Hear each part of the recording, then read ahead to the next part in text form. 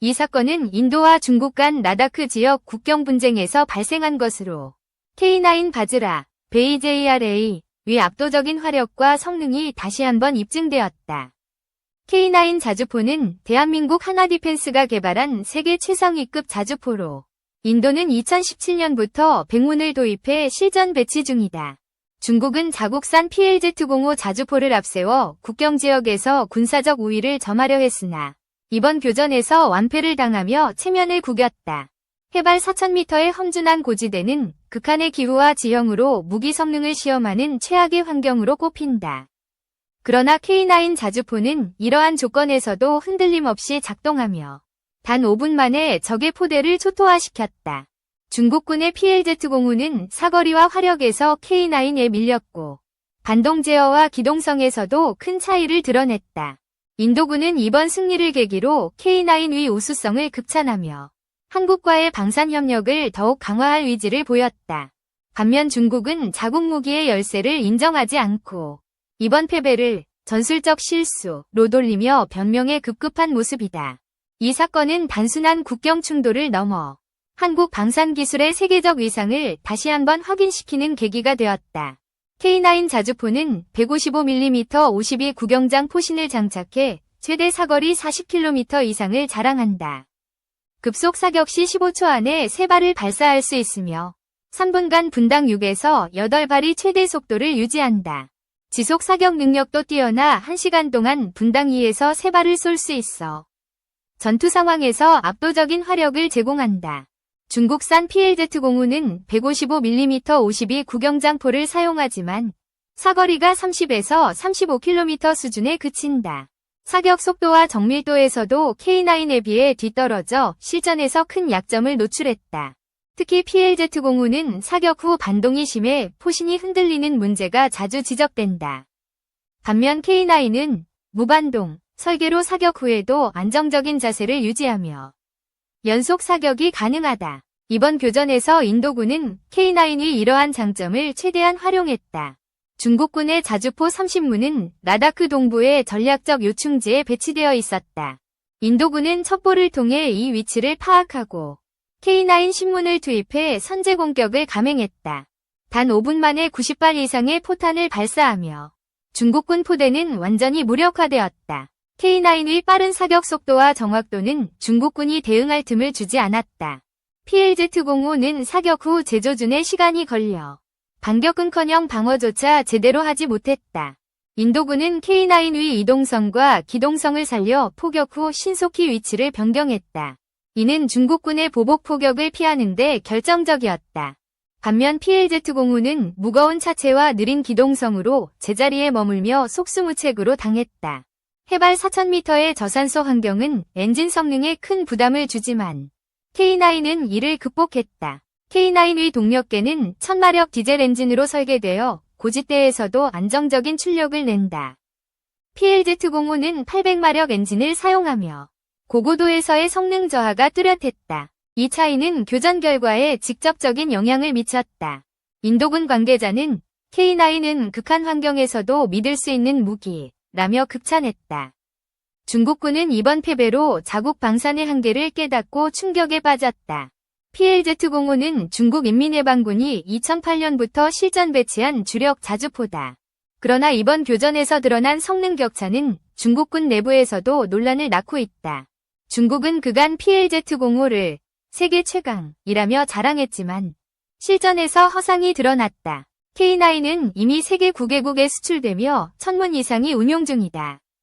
인도 외에도 터키, 폴란드, 호주, 핀란드 등이 K9을 도입해 실전에서 활용한다. 특히 인도는 2017년 6억 4,600만 달러의 백문을 구매했다. 이를 K9 바즈라로 명명하며 현지 생산까지 진행 중이다. 인도는 중국과의 국경 분쟁에서 K9을 핵심 무기로 삼고 있다. 이번 교전은 라다크 동부 차쿠스, 처슐 계곡 근처에서 벌어졌다. 2020년 가란 계곡 충돌 이후 양국 간 긴장이 고조된 지역이다. 중국군은 PLZ-05를 배치해 인도군을 압박하려 했으나 실패로 끝났다. K9의 압도적인 화력은 인도군의 사기를 크게 끌어올렸다. 인도 국방부는 이번 승리를 공식 발표하며 K9의 역할을 강조했다. K9 바즈라는 우리의 기대를 뛰어넘었다는 평가가 나왔다. 중국은 자국 언론을 통해 이번 교전을 축소 보도했다. 소규모 충돌일 뿐이라며 K9의 성능을 깎아내리려 했다. 그러나 국제 군사 전문가들은 이를 반박하며 K9의 우수성을 인정했다. 영국 제인스 디펜스 위클리는 K9 EPLZ-05를 완전히 압도했다고 분석했다.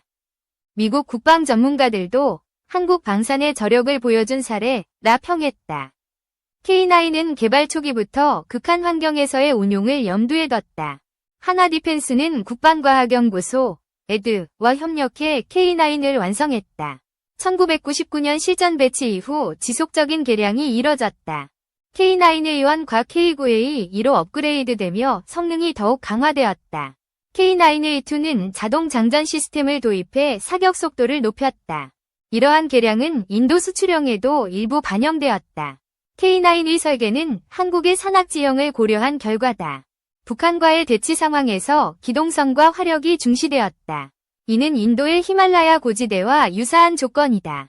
인도군은 K9을 도입하며 한국의 운용 노하우를 전수받았다. 한화디펜스는 인도의 기술 이전을 포함한 패키지를 제공했다.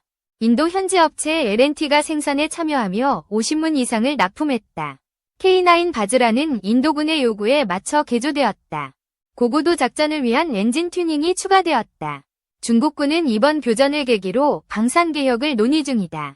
PLZ-05의 열세는 중국 내부에서도 인정받는 분위기다. 일부 중국 전문가는 K9과의 격차가 너무 크다고 토로했다. 중국은 PLZ-05를 대체할 신형 자주포 개발에 나설 가능성이 있다. 그러나 단기간 내 K9 수준에 도달하기는 어려울 전망이다. K9은 가격 대비 성능으로도 세계적인 경쟁력을 갖췄다. 대당 400만 물결표 700만 달러로 서구산 자주포보다 저렴하다. 독일 PZH-2000은 대당 1000만 달러를 넘는다. 그럼에도 K9은 성능에서 뒤지지 않는 평가를 받는다. 인도는 K9의 비용 효율성에 높은 점수를 주었다. 이번 교전은 K9의 실전 능력을 세계에 알리는 계기가 되었다. 한국 방산은 K9을 앞세워 수출 시장을 확대하고 있다. 호주는 2021년 K9 30문과 K10 탄약차 15대를 도입했다. 폴란드는 2022년 212문을 주문하며 대규모 계약을 맺었다. K9 유저클럽은 K9 운용국들이 모여 경험을 공유하는 자리다. 2022년 발족 이후 핀란드, 노르웨이 등에서 열렸다. 인도도 이 클럽에 참여하며 K9의 운용 노하우를 쌓고 있다. 한국은 K9을 통해 방산 수출 강국으로 자리 잡았다. 2023년 방산 수출액은 200억 달러를 돌파했다. K9은 그 중심에 있으며 이번 교전으로 명성이 더 높아졌다. 중국은 자국 방산의 약점을 숨기려 애쓰고 있다. 그러나 PLZ-05의 실전 기록은 부정할 수 없는 사실이다. K9은 단 5분 만에 중국군의 자존심을 짓밟았다. 인도군은 이번 승리로 국경 방어에 자신감을 얻었다. K9은 히말라야의 극한 환경에서도 완벽히 작동했다. 한국 방산 관계자는 K9의 잠재력이 입증되었다고 기뻤다. 이 사건은 한국과 인도의 군사협력을 더욱 강화할 것이다. 인도는 추가 K9 도입을 검토 중이라는 소식이 들린다. 중국은 이번 패배를 만회하려 군사훈련을 늘리고 있다. 하지만 K9 앞에서 중국군의 자신감은 크게 흔들렸다. K9의 성공은 한국 방산의 기술력을 세계에 각인시켰다.